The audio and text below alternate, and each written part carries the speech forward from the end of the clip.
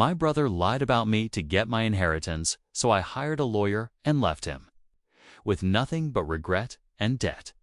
I'm a 34-year-old guy. And I used to thank my older brother, Daniel. Would always have my back, growing up. It was just the three of us, me, Daniel, and our dad. Mom left when I was 5, and after that, Dad threw himself into work at his auto shop, while Daniel kind of took on the role of the golden child. He was 2 years older, always knew the right thing to say, had that easy, magnetic charm that made people gravitate toward him. Teachers loved him, neighbors adored him, and Dad practically worshipped the ground he walked on.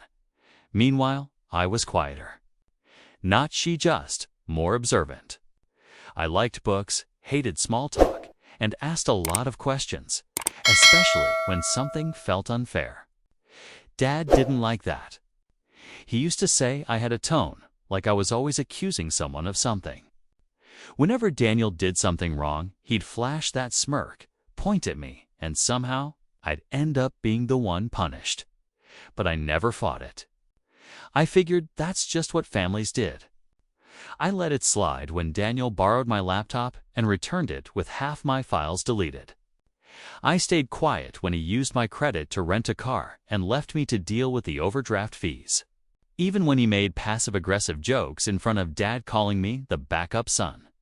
Or our family's conspiracy theorist, I'd just laugh along like it didn't sting. Because I thought, one day, he'd grow up. He'd realize I always had his back, even when he didn't deserve it. And maybe Dad would finally see I wasn't the problem, was just trying to be seen. But I had no idea just how far Daniel would go to keep me in the shadows by the time we were teenagers. The roles in our family had cemented themselves like concrete. Daniel was the golden son, the one with the quick wit and the easy charm, and I was the moody, difficult one who didn't know how to let things go. I worked 2 part-time jobs throughout high school, mostly unforgettable stuff, helping out at the local library, fixing old PCs, and sometimes even doing odd jobs at Dad's garage. I didn't mind the work. In fact, I liked it. It gave me something to build on, something that felt like mine. But it never mattered to Dad. If Daniel got a C on a math test, Dad would take him out for pizza.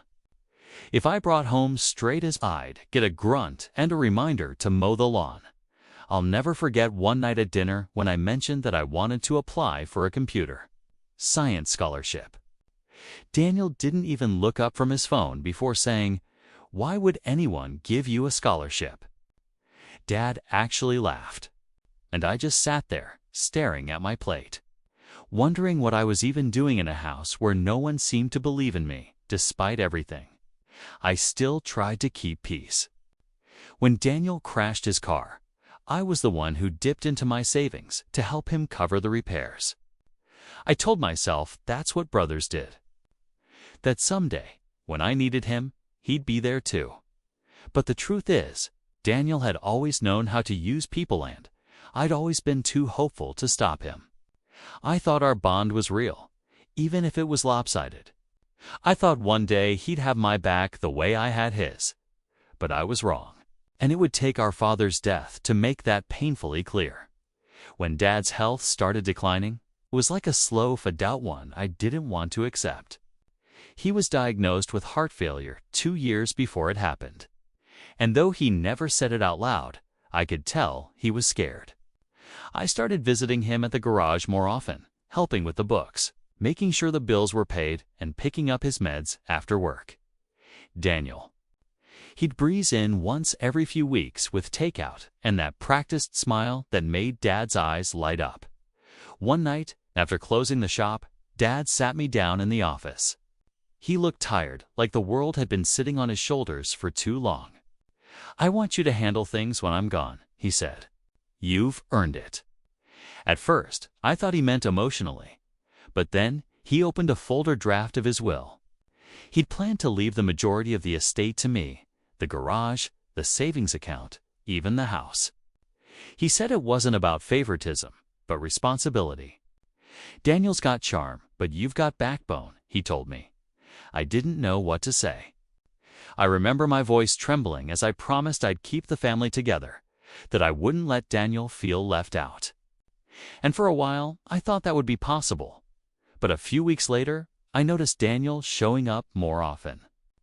He'd linger after I left, take Dad out for drives, whispering things I couldn't hear. One afternoon, I caught the tail end of a conversation Daniel saying, "You know, he's just waiting for you to die so he can cash out, right?" Dad's face looked pained. But he didn't respond. I wanted to believe Dad, knew better that he wouldn't fall for Daniel's manipulations, but I was about to find out how wrong I was. The day Dad died felt unreal.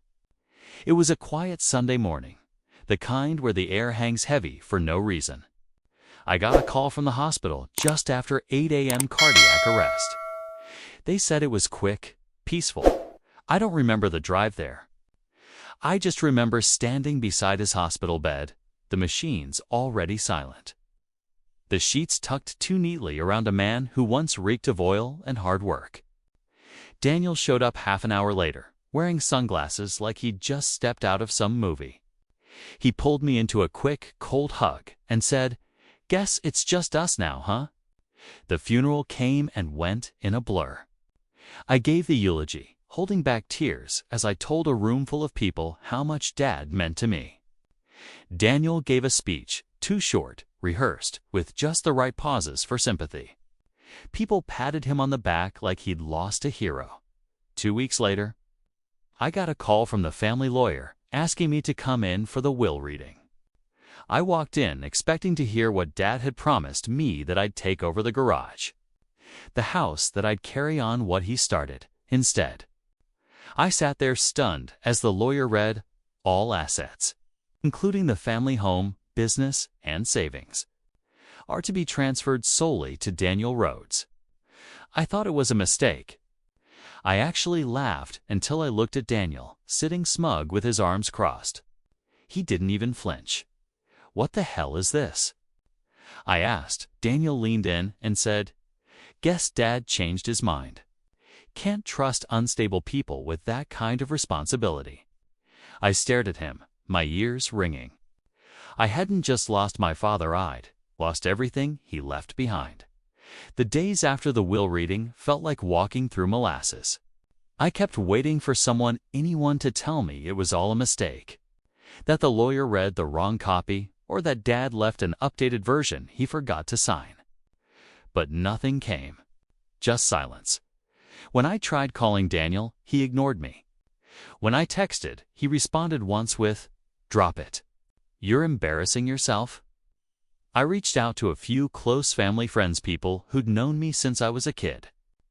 One of them, Mrs. Klein, said gently, "Daniel told us your mental health had been fragile lately. Maybe it's best if you focus on healing instead of money." I felt like I'd been punched in the chest. He wasn't just stealing the inheritance, he was rewriting the story. I was being painted as unstable, greedy, unfit. And worst of all, people believed him.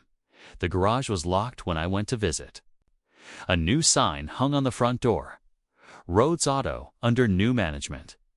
My father's legacy, something I'd spent years helping him build, had been stripped of his name and rebranded with Daniel's.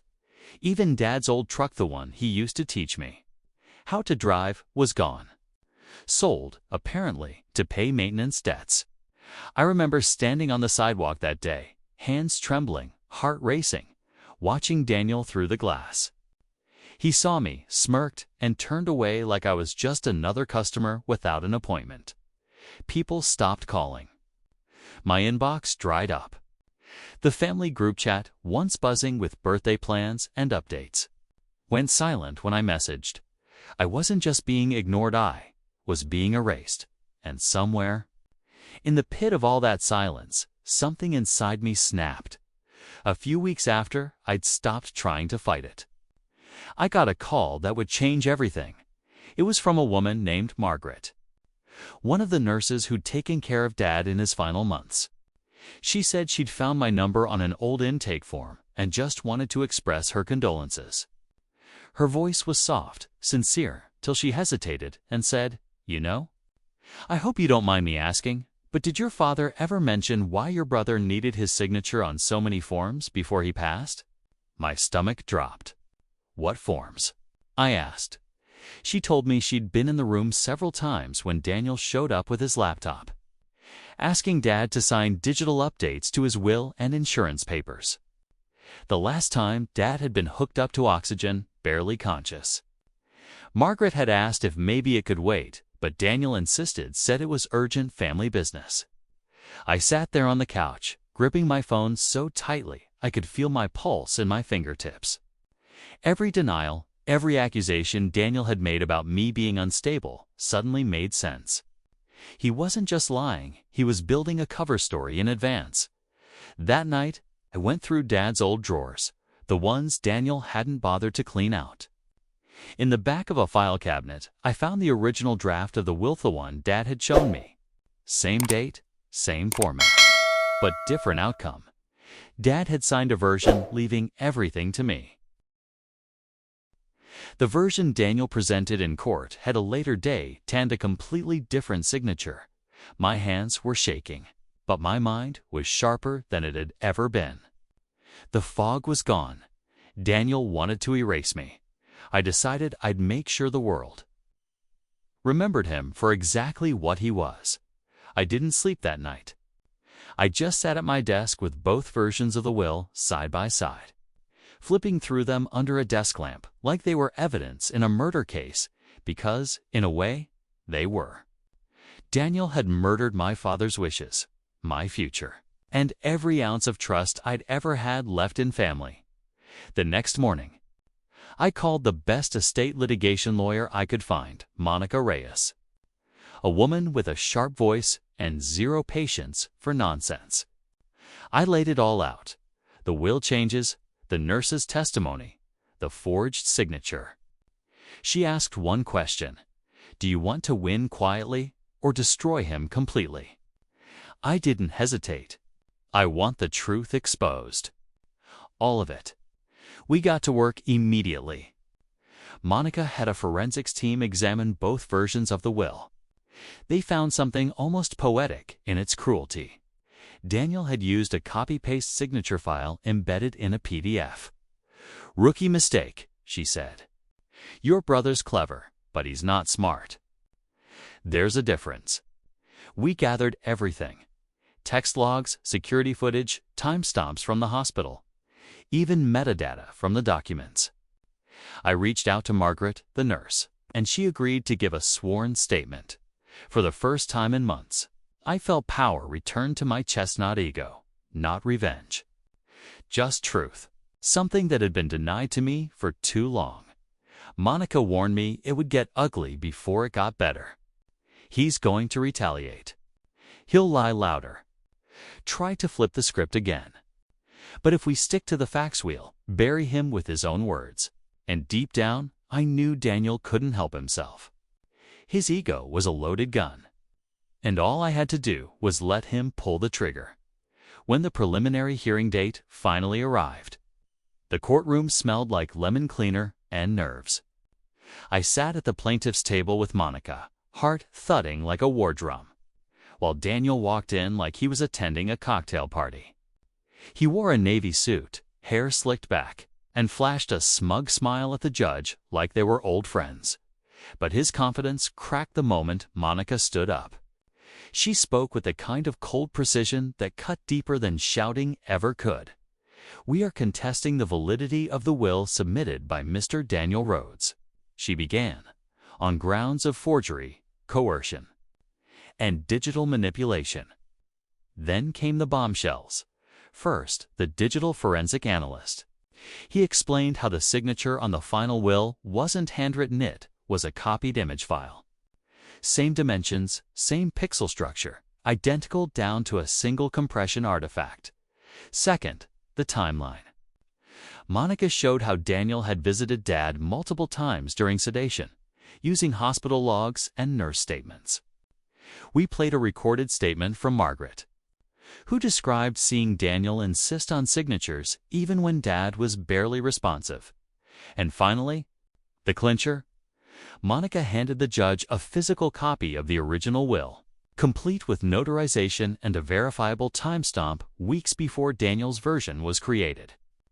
The judge's eyebrows lifted slightly, that tiny, imperceptible shift in expression that told me we were turning the tide. Daniel's lawyer looked like he wanted to melt into the floor. Daniel. His arms were crossed, jaw clenched, darting around like he was searching for an exit that didn't exist. When the judge ordered a formal investigation into the forged will, I didn't cheer. I didn't smile. I just watched Daniel squirm. Knowing this was only the beginning of the fall he swore would never happen. I thought once the truth started coming out, things would get easier. That justice would move in a straight line. But I didn't realize how vicious someone like Daniel could get when cornered. A week after the hearing, a podcast episode dropped, one I hadn't even known was being recorded. It was a local family drama show, and the guest, Daniel, he painted himself as the grieving older brother, doing his best to honor Dad's final wishes while dealing with a paranoid sibling who thinks everything is a conspiracy. He talked about my supposed history of anxiety, how I once lashed out at a teacher in high school, how I always believed people were out to get him. He made me sound like a ticking time bomb. I sat there listening to his voice twist my life into a spectacle. And for the first time since Dad died, I felt something snap in me. But it didn't stop there. My job received an anonymous email, someone accusing me of manipulating an elderly parent for financial gain. HR had to open an internal review. And a small investor who had been interested in my side project suddenly backed out, citing reputational risk. It didn't matter that none of it was true. The damage was already moving faster than the truth could. I remember sitting alone on my apartment floor that night, lights off, blinds drawn, holding the original will in my hand like it was a lifeline. I thought, what if he wins anyway? What if I lose everything, even with proof? That was my lowest moment. Not because I felt weak, but because, for a second, I believed Daniel might actually destroy me. And then I reminded myself, the only reason he was fighting so dirty was because he knew he was losing. I walked into the courtroom for the final hearing, wearing the same black tie I wore to Dad's funeral. Not out of sentiment, but out of symbolism. I was ready to bury the version of my brother I used to love. Monica came armed with more than just documents this time. Over the past few weeks, we'd uncovered bank records, property transfers, and most damning of all, a private loan Daniel had taken out against the house. The same house Dad had promised to keep in the family. Daniel had already started gutting the garage, removing Dad's old tools, selling off the inventory, even putting out feelers to developers about turning the lot into a fast casual burger franchise. All of this before the case was even closed. His arrogance was breathtaking. In court, Monica laid it all out. This wasn't a misunderstanding, she told the judge. It was premeditated fraud. Mr. Rhodes didn't just forge a document, he built an entire narrative to discredit his brother, exploit a dying man, and liquidate an estate he never had legal claim to. Then came the ruling. The judge declared the submitted will invalid. He ordered the estate to be transferred back to me in full assets, property, everything. Daniel was ordered to pay damages and attorney fees, plus restitution for misappropriated funds. The garage, now half demolished and tied to a loan he couldn't cover, was left in legal limbo, sinking him into a financial hole he couldn't climb out of. He didn't even look at me as the gavel came down. Just sat there, pale and silent, the mask finally slipping off. I didn't smile. I didn't speak. I just stood and walked out, not with pride, but with peace. Because after years of being the background brother, I finally reclaimed my name. Man left Daniel with nothing but the mess he created. In the weeks after the ruling, I kept waiting for some sort of final blowback, some desperate move from Daniel. But there was nothing. Just silence. The man who once filled every room with noise-backhanded compliments, smug stories, and that performative charm had gone completely quiet. Word spread fast, though. Small-town gossip moves quicker than any newspaper, and soon everyone knew the truth. That Daniel had forged our father's will. That he tried to frame his own brother. That he lost. The podcast that had aired his lies issued a retraction and quietly pulled the episode offline. His name became a cautionary tale in local business circles. Former friends ghosted him. He lost his job at the marketing firm he'd bragged about for years apparently. They don't tolerate unethical behavior. But the worst part for Daniel wasn't the legal loss. It was the public one. He couldn't walk into a coffee shop without someone whispering. Couldn't post online without comments about karma. The house was back under my name. But it was wrecked half-flipped for a quick sale. Filled with half-finished drywall and cabinets Daniel had probably picked out in some showroom, imagining himself a mogul. I walked through every room slowly, remembering where Dad kept his boots. Where we used to play cards on the kitchen table, and then I found Dad's toolbox in the corner of the garage. Untouched, I spent the next few days fixing up what I could. Not to sell, but to rebuild. This wasn't just property, it was legacy. Daniel sent one text the entire time. You got what you wanted. Hope it was worth it. I didn't reply. He still didn't get it. It was never about the money. It was about the truth. Asterisk, a month after everything settled, I went back to the cemetery. The sky was overcast, the kind of gray that makes the world feel quieter. I brought two things with me, a cup of black coffee from Dad's favorite diner, and the old, rusted keychain he used to keep clipped to his belt, the one shaped like a tiny wrench. I knelt down by his headstone and placed both beside the flowers. I kept my promise, I whispered. I protected what you built. For a long time, I just sat there. Not crying, not angry, just still. The kind of stillness that only comes after the storm has torn everything apart and left you with nothing but broken pieces. And the choice to rebuild. I'd spent so much of my life trying to earn love from people who had no idea what love even looked like. I let loyalty blind me. Let guilt chain me. But now, standing in the ashes Daniel left behind, I finally saw things clearly. Family isn't just blood.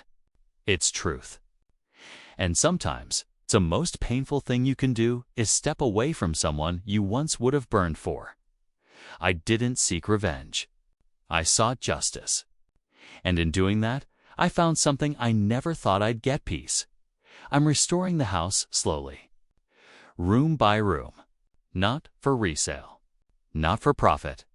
But to make it feel like home again. My home. As for Daniel, he disappeared from my life the moment the court ruling dropped. And honestly, that's the closure I needed. He'll live with the weight of what he did. The debt, the regret, the silence, but me. I'll live with something far more valuably named cleared. A legacy restored, and a future finally fully mine. And I'll never let anyone rewrite my story again.